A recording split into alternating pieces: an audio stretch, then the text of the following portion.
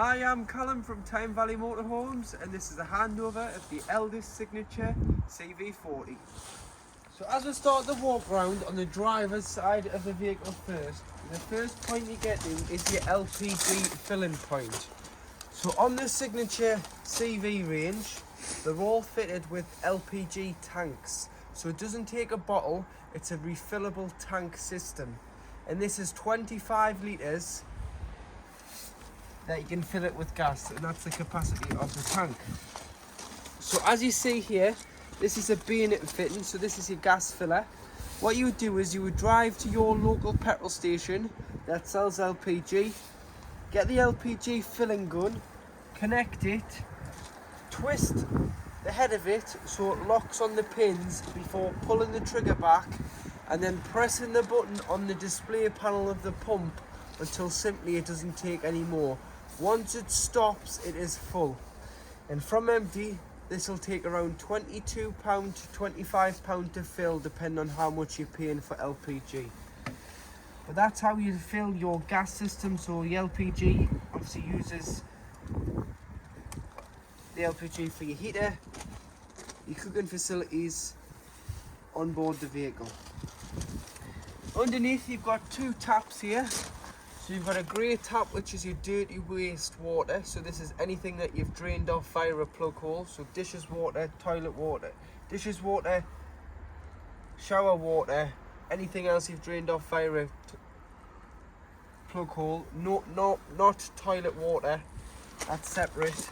But you would drive over the grid and you'd open it up and you let that deposit into the motorhome service bay, or you can get a little bit of pipe to go on here and extend it should you need to. And then you've got your blue one, which is just your fresh water drain down point. So this is if you've taken on contaminated water or you drain it down for the winter, you would just crack this open and let the fresh water out, making sure that in the winter when you drain it down and you're not using it, you open the waste as well. Leave both taps open so that no water freezes inside the pipes and the tanks exposed to the elements underneath the van. This would be where you'd fill the fresh water. So you get a hose pipe with some hose pipe connections. Put the hose pipe in here, wait until it overflows or until you're happy there's enough water on board here. You can look on the gauge on board, but the best thing to do is just put it in and wait until it overflows, then you know that your system is 100% full. Here you do have your toilet. So you press both in. You can lock the toilet cassette door with the habitation key. And this side is a magnet, so you can clip it onto the side of the bodywork of the vehicle. And that means that you can get the cassette out. So to get the cassette out the side of the motorhome, what you've got to do is lift the orange handle and slide the cassette free of the van. You can then either carry it or you can wheel it to the waste disposal point. And then to empty, all you need to do is remove the grey cap, press the orange button, tip the content of the cassette out. Once you've done that, put some water in, give it a slight rinse, tip out again, and then go in with a cap full of liquid and then put the cassette back into the motor. Further back from the cassette, you do have your external 240 volt socket. So should you be hooked up, you can use this socket, and what I would be doing is putting an extension in here, chucking it underneath the van and using it on the other side where the awning is if you're putting an air awning and you want power under there. Here you have your mains hookup point. So to hook the camper up, lift the hookup lead, hook the motorhome up first, then the power point, and do it in reverse order when unhooking so that you're never walking around with a live lead, because you never want a live lead in your hand for obvious reasons. As you come to the back of the motorhome, you've got your high level brake light, and built in here is a rear view camera, reversing camera.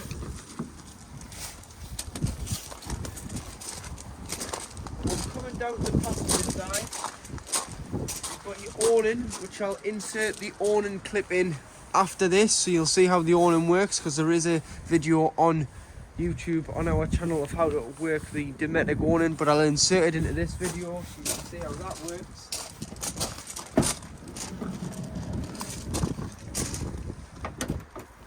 Full size fly screen which slides along here on the habitation door. You've got your step switch here so you can pull your step in and out. That will automatically retract when the engine is started for the step. This is your fuel filler of diesel, which opens with the main ignition key, which is this one here.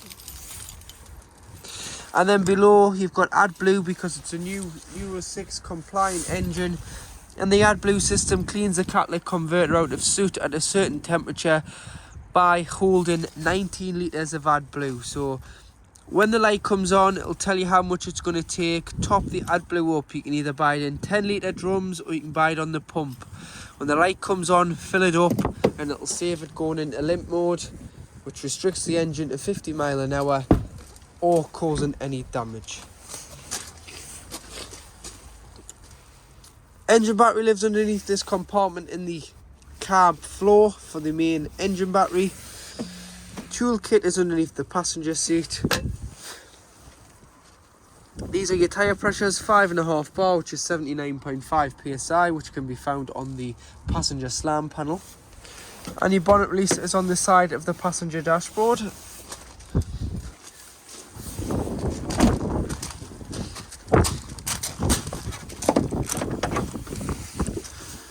You've got your fluids here, so your main one you're going to need is your screen wash. Then removing these 3 tabs, you can fill your coolant and your brake fluid. There's no power steering reservoir because the power steering doesn't take power steering fluid on this model. The new Fiat Ducatos are now all electric steering racks. Oil filler, there's no dipstick, it's done through the dashboard. You do have your paint code for the Lanzarote grey there. This is your earth for giving or receiving a jump start from underneath the engine bay. And then between the air filter and the headlight, pop your key in this box here and lift this up.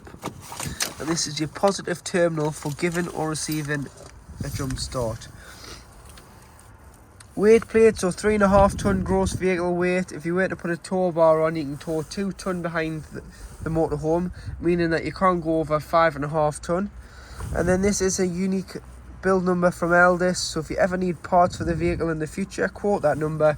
We'll be able to quote it to Elldis and find the best match of part for your vehicle.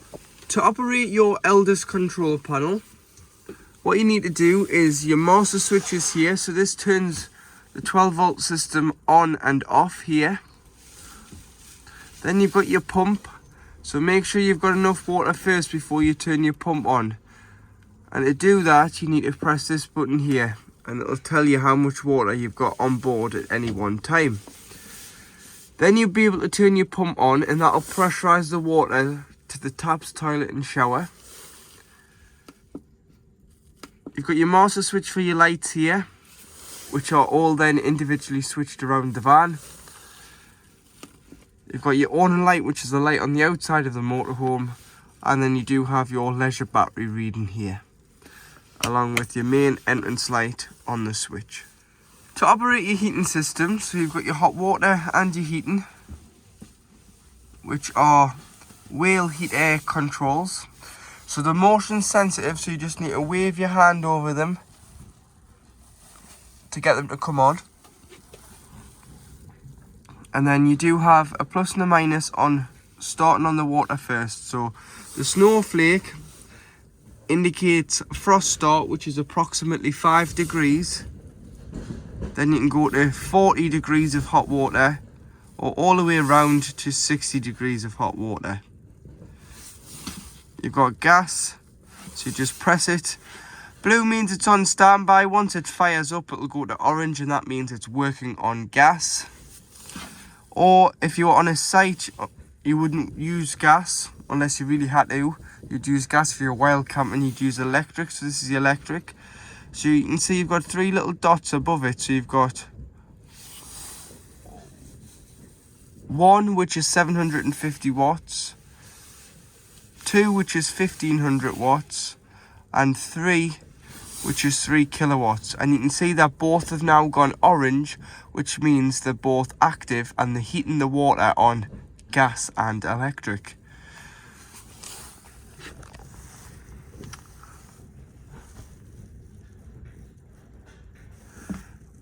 On the heating side of the vehicle, to heat the motorhome, you've got frost start again, approximately 5 degrees. It keeps the internal temperature above that. Then you've got nighttime mode, which is approximately 15 degrees, or you can come all the way around to 30 degrees being the max. Gas, that'll go orange when it lights on gas to heat the motorhome, or you've got electric, so you've got 1 which is 750 watts, 2 which is 1500 watts, and 3 which is 3 kilowatts. Should you ever get a red exclamation mark, you've got 2 reset buttons here on the bottom. These little buttons you just press and hold and that'll eliminate the fault. But that is how you work your hot water system and your heating system on gas or electric. This next to it is your individual gas level indicator for your tank. So as you can see there, it's full, so you've got 25 litres of gas on board. So in the kitchen, on the hob, you do have 2 gas rings. But if you're on a site and you hooked up, you can use the electric hot plate, which is this side here, which indicates with the red light on the front when it's on. Once you've had any hob on, regardless of gas or electric, allow them to cool down so that they're cool enough to touch before you do put your glass lid down, otherwise there is a chance you could shatter that. And underneath,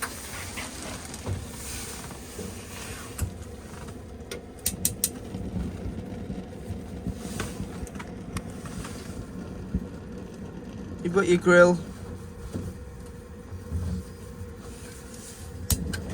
or your oven.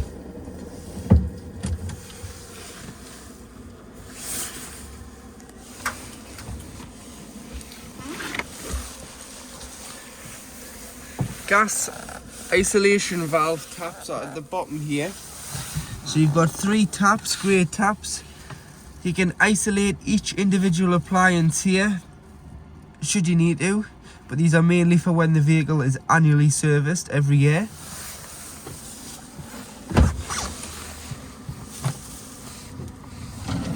Large storage drawer. And then underneath here, this is a location, this yellow tap is your winterized tap for your boiler. So it's very important that you drain your boiler off in the winter. And what you need to do is drain the fresh and the waste off outside first. Come in, don't put the pump on, turn the tap to the driver's side of the motorhome. That'll allow all the water to start draining out underneath the van. Leave it pointing in that position when you're not using it until you're ready to use it. Then you would pop it back into the position it's in now. Fill the vehicle with water. Prime it through your taps by putting the pump on. Obviously you're going to get cold water straight away because it's coming from the pump, from the main tank, direct from the pump to the tap. As soon as you go to the hot side, it's going to cough, it's going to splutter, it's going to make all sorts of noises. And what that's doing is it's just pushing that fresh water supply into the boiler before it comes out of the tap. Once you've done 1 tap, do them all. But to drain it off, you just turn it like that. Make sure you do that, because otherwise it's not covered under your warranty by Elldis. It is your responsibility to drain the motorhome off. Plate rack and the plug for the microwave, which is an 800 watt Russell Hobbs microwave in there. To use your Fetford fridge, it's a compressor fridge, so you turn it on and off just by pressing and holding. It's a flush panel, and and then you can go up and down on the temperature. Obviously when pre-chilling it, you probably want it on 5. Once you put your shopping in,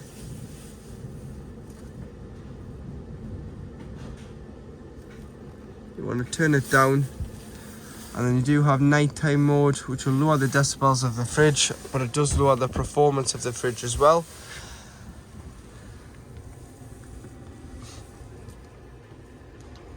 And then what you'll want to do is when you leave the van and you're not using it, just pop that in the middle. It stops the door closing on itself, and it means that air can circulate in and out of the fridge. But this is a 12 volt fridge, so it'll work when you're hooked up, because the 240 supplying the 12 volt battery, and it'll also work when you're not hooked up on a site or while camping, not hooked up. But obviously one leisure battery will only last you 3 days maximum from a fully charged battery.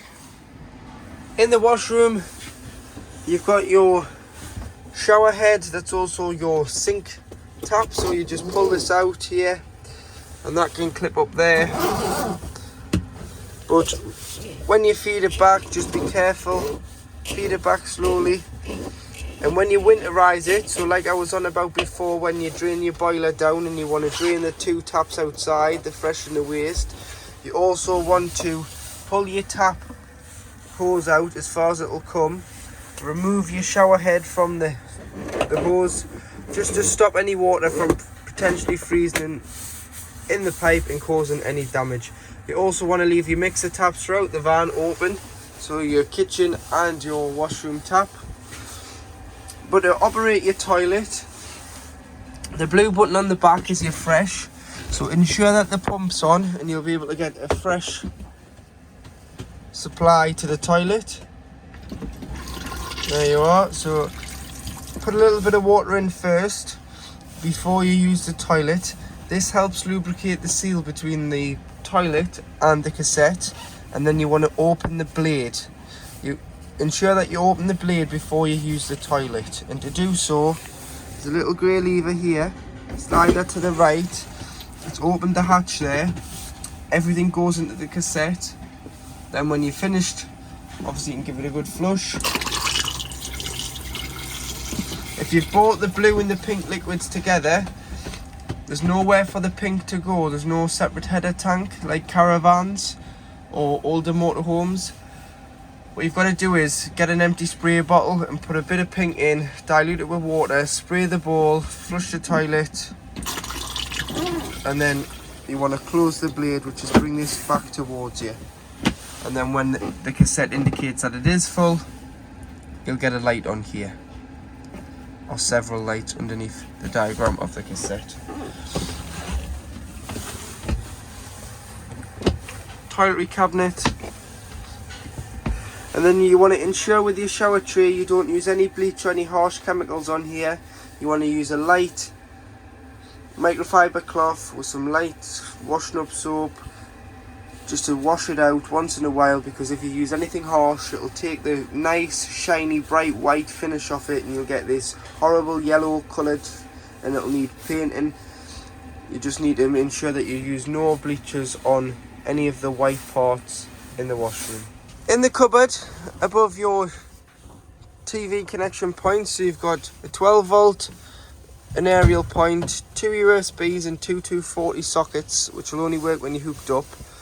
In the cupboard you've got your telly booster, so it's a fixed TV aerial, but what you can do if you're struggling for signal is you can lower the decibels or bring it up so it boosts the amplifier on the TV aerial. Obviously if it's on full and you're still getting a pixelated picture, turn it down because it's just too strong and it may be giving a bit of interference into picking up the channels that you want to pick up. Underneath the back seat on the driver's side of the vehicle, underneath here, if you take this cover off, this is the location of your leisure battery. So there you can see that you've got a Varta 85 amp hour leisure battery there. And the main fuse is in here for the battery. So in your front dinette, underneath the seat here, is the location of your fuse board. So So you've got all your trips there on mains power and your circuit breakers. And then you've got all your 12-volt fuses here, which are listed what they do. So do carry some spare normal sized blade fuses. Just in case a fuse does decide to blow, you can replenish the fuse and fix the problem when you're away. And then you've also got this little rocker switch here on the bottom, which is your winter pack, so it's your tank heaters. So if it's going to freeze overnight, all you need to do is pop that switch on. That'll put current through the water in the fresh and the waste tanks underneath the van to stop that water from freezing during a cold night. So in the back of the motorhome, to make your double bed, what you've got to do is just lift and slide, meet them in the middle like so, and then use the backrest so you can get rid of this part. You don't need them, just unclip them and pop them in the cab somewhere. And then you need to pop that in there like that. It's a tight squeeze with the cushion. And then you do have your double bed across the width of the motorhome. So like I said, these top roll neck bits you can get rid of. And then obviously you've got your double bed across the width of the motorhome. And in the cab, to lock the van on an evening when you're in it, all you need to do is press the padlock button and that'll lock all the doors and make you safe and secure on an evening.